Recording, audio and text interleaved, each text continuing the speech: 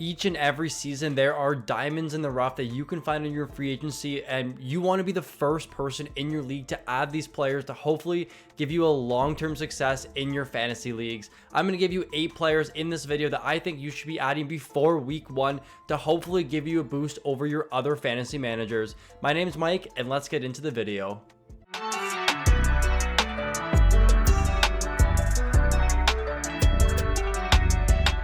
With news coming out that Andrei Vasilevskiy is going to be out for the next 8 to 10 weeks, potentially longer, there is now a hole in the Tampa Bay Lightning goaltending, and Jonas Johansson seems to be the likely candidate to step up and be that #1 goalie on a team that had a 60% point percentage in 2022. Matt Tompkins, another prospect goalie of the Tampa Bay Lightning, seems to be the backup goalie, the candidate. Both goalies have been very good in preseason so far. Jonas Johansson has allowed just 2 goals on 71 shots. Now, do I think he's going to be a .930 save percentage goalie? Absolutely not. He actually hasn't been a very good goalie in his career in the NHL. He has lucked out with some very good teams, Colorado, Florida, and now Tampa Bay Lightning. A lot of risk here, but I still think he's worth the ad given the upside with volume and how good this Tampa Bay Lightning team is.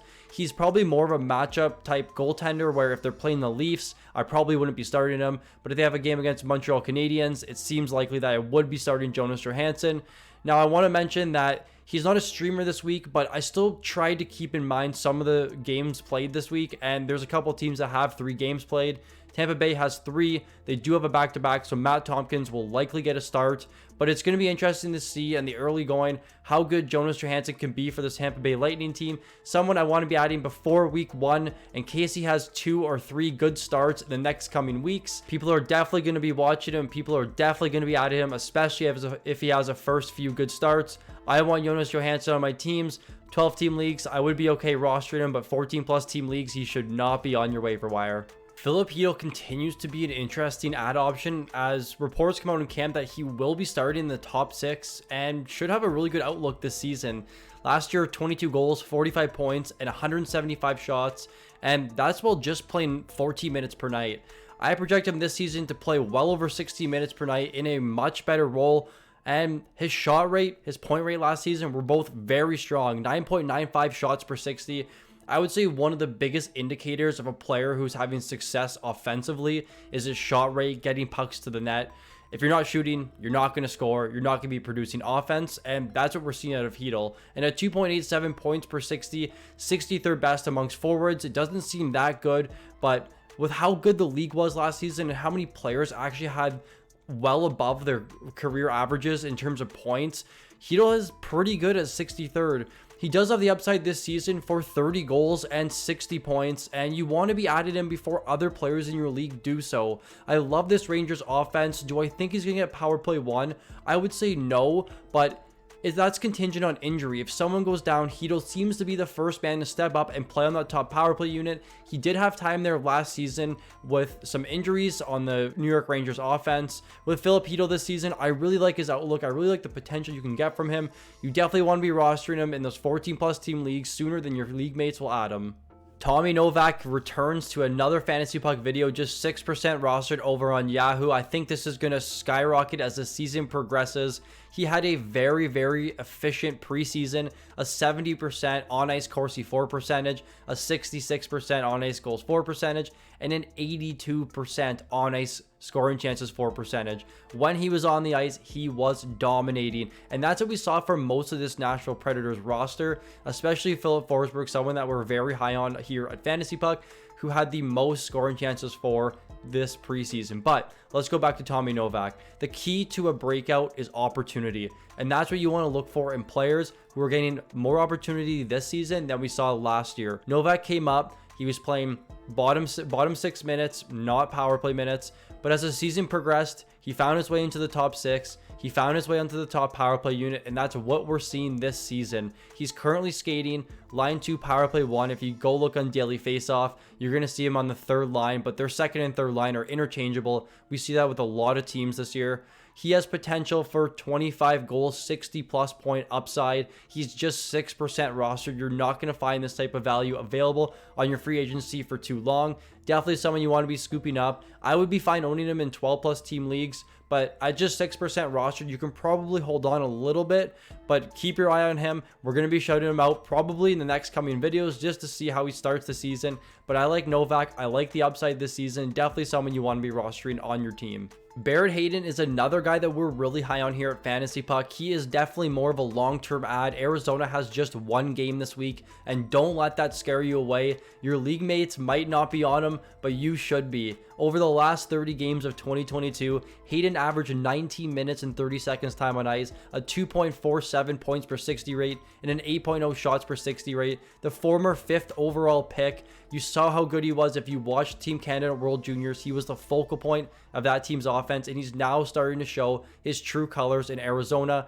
He's currently projected to skate line 1, power play 1, and I was honestly amazed to see how good this Keller, Hayton, Schmaltz line was as a trio. Last season, they were the 4th most efficient line in terms of goals for percentage and expected goals for per 60. They were dominant as a trio, and they're projected to play together again this season. Again, the key to a breakout is opportunity. We're seeing a guy that's going to be playing 19 plus minutes, line 1, power play 1, on what we hope to be a much better Arizona Coyotes team and Arizona Coyotes offense. Hayton is definitely a player you want to be rostering in 12 plus team leagues. He has a lot of upside this season, and I'm sure that roster percentage is going to skyrocket in the next coming weeks. Sammy Blais is a very interesting deep league player, especially if you're in bangers leagues, given his outstanding hit volume. He currently has top 5 upside in hits this season, and he is the only player of those players that has potential for 20 goals and 300 plus hits.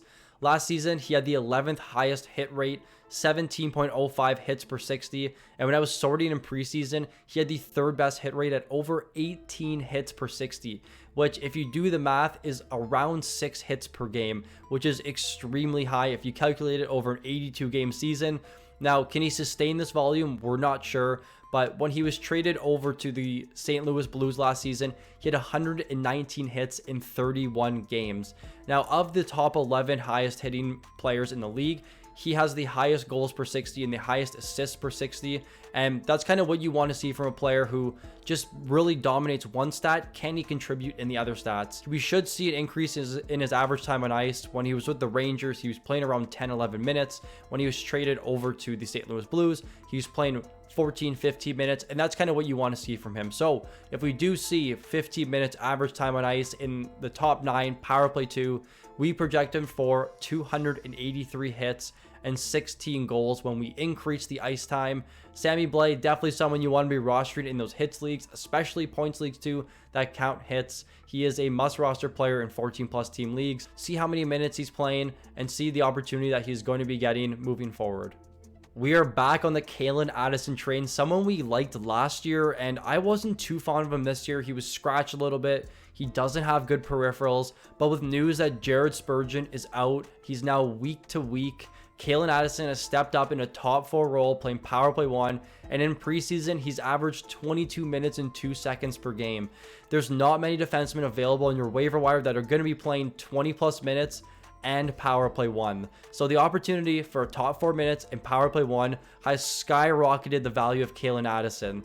Minnesota last season, the 9th most goals for and the 15th most efficient power play. I was really surprised to see the power play numbers with the offense they have in Kirill Kaprizov, Matt Boldy, and Zuccarello really leading the way offensively. But still, the opportunity here for Addison is something you can't really pass up. He does have below average peripherals. He doesn't shoot as much as I want, and he doesn't block or hit very much. But if you're in a goals and assists leagues, definitely a guy you want to be rostering, especially with the upside for him playing on power play 1 and potential first pair where he's going to be skating 5-on-5 with Kirill Kaprizov. You want to be trying to match up your offense with players that are just dominating on their respective teams. And hopefully for Addison this season, we see a little bit better production offensively. He did have 18 power play points last season, and so far in preseason, he has been the guy quarterbacking that top power play unit. So definitely someone you want to be rostering, especially before he has a good first week like we saw last year, and that roster percentage went way up. You guys are all going to get sick of this Michael Matheson hype, but I just can't get away from him right now. He's just 30% rostered, which is up from 23% we saw last season. Maybe as more drafts have gone on and more people have watched the content, people are just starting to get on Matheson. Now, the biggest surprise to me was how much the Yahoo projections don't like Matheson. They either have him projected to miss time this season, or they just don't think his outlook long-term is very good.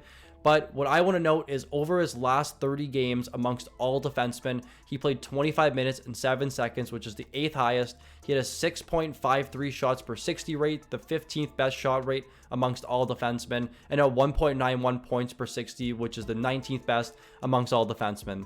Now, he is the clear-cut #1 defenseman in Montreal. Kaiden Guhle's there. I don't think he really brings any competition to Matheson, who is an offensive-focused defenseman, where Kaiden Guhle's more of a defensive defenseman. Remember, he did this last season coming back from injury, and there was no Cole Caulfield. So he put up points, he put up shots, and the power play was not bad with him there when there was no Cole Caulfield. Now, Caulfield's healthy. He's been very good in preseason. We know his upside, 40 to 50 goals this year. 50 goals may be a stretch, but he did have the 5th best goal rate amongst all players last season. So add him into that power play, onto that top line where Matheson should be paired with.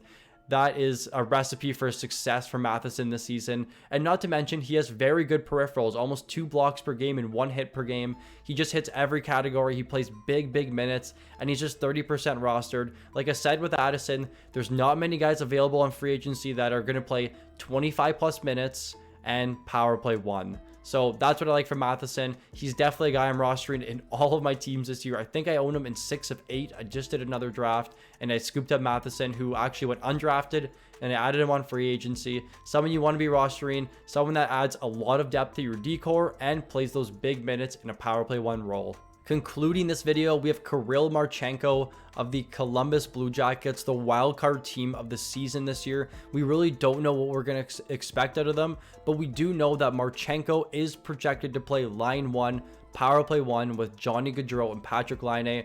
I just saw a tweet that Adam Fantilli quoted saying this first line has been very good all preseason. With Marchenko last season, a very weird year. He won the Cy Young Award with 21 goals and 4 assists in 59 games played as a rookie. And amongst all rookies, he did have the highest shot rate at 8.2 shots per 60. It ranked him about 150 in the entire league, but as a rookie in his first season, that's very promising. Now, Columbus in the offseason made some good moves. They added Provorov, Severson, and now they added their 2nd overall pick, Adam Fantilli, to the lineup. And we're hoping we can get some better health from Patrick Laine and Zach Werenski, where Werenski missed almost the entire season last year. And we know the outlook for him is very promising this season. If they can stay healthy, this Columbus Blue Jackets team will be a lot more competitive than we saw last season. And Marchenko, with a non-competitive team, still managed to score 21 goals in 59 games. So he's in line this season for a 30+ goal season. We hope he gets those assist numbers up from 4 last season to hopefully 20 to 25, which would result in about a 55 to 60 point season. Definitely a lot of upside here. Again, opportunity is key. We're seeing line 1. Power play 1 with a former 100-point player in Gaudreau and a former 40-goal scorer in Patrick Laine. I love the outlook from Kirill Marchenko this season. Someone I definitely have my eye on in 12+ team leagues, and in those 14+ team leagues, someone you want to be rostering.